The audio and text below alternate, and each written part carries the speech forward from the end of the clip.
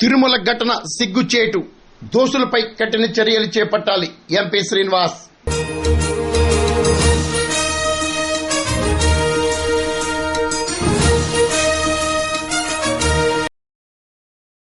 పవిత్ర తిరుమల క్షేత్రంలో లడ్డూ కల్తీ ఘటన సిగ్గుచేటని, దోషులపై కఠిన చర్యలు చేపట్టాలని కాకినాడ ఎంపీ తంగెళ్ల ఉదయ శ్రీనివాస్ డిమాండ్ చేశారు. కాకినాడ జిల్లా పెద్దాపురంలో జనసేన జిల్లా అధ్యక్షులు తుమ్మల రామస్వామిబాబు ఆధ్వర్యంలో చేపట్టిన ప్రాయశ్చిత్త దీక్ష కార్యక్రమంలో పాల్గొని ఎంపీ శ్రీనివాస్ మాట్లాడారు. పొలమరిశెట్టి సత్యబాబు, సరోజ్ వాసు, విత్తనాల వెంకటరమణ, స్థానిక నేతలు, కార్యకర్తలు పెద్ద ఎత్తున ఈ కార్యక్రమంలో పాల్గొన్నారు. జనసేన పార్టీ అధ్యక్షులు పవన్ కళ్యాణ్ గారు చేపట్టమన్న ఈ ప్రాయశ్చిత్త దీక్షలో రాష్ట్ర వ్యాప్తంగా కూడా దీక్షలు జరుగుతున్నాయి. ఈ దీక్ష ఎందుకు చేస్తున్నామంటే అన్నిటిలో మనల్ని మోసం చేసి, అన్నిటిలో అక్రమానికి గురయ్యి, అన్నిటిలోని డబ్బులు సంపాదిస్తూ ప్రభుత్వం అనేది ప్రజల్ని పట్టించుకోకుండా, దేనికి ఉపయోగపడకుండా ఈ రాష్ట్రాన్ని సర్వనాశనం చేసేసిన ఘనత ఈ వైసీపీ ప్రభుత్వం, జగన్మోహన్ రెడ్డి ప్రభుత్వం. ఇవన్నీ ఒక ఎత్తు అయితే ఇది మన రాష్ట్రంతో ఆగిపోయింది.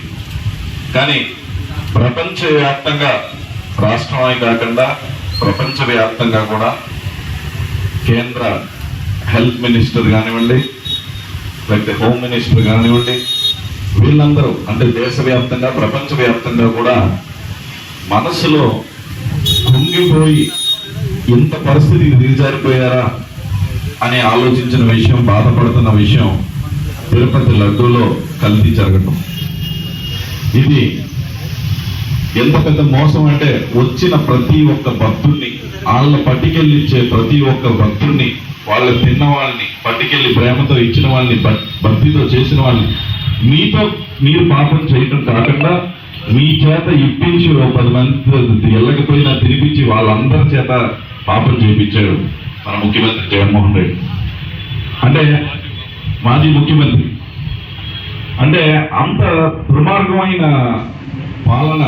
అంటే ఒక లడ్డు, తిరుపతి లడ్డూలో కూడా దోచుకోవడానికి దిగజారిపోయి సనాతన ధర్మాన్ని మినిమం పట్టించుకోకుండా ఎవరికి పడితే వాళ్ళకు వదిలేసి ఎలా పడితే అలా తినండి అని చెప్పి అన్నిటిలోని మినిమం రెస్పాన్సిబిలిటీ లేకుండా, ఒక బాధ్యత లేకుండా, గౌరవం లేకుండా, ఎవరిని పట్టించుకోకుండా ఆ ప్యాలెస్ లో కూర్చుని ఇలాంటి అంటే చాలా చెత్త పని అన్నమాట. అంటే మనిషి పుట్టిన తర్వాత ఇలాంటి ఒక చెత్త పని ఎవరో చేయరు.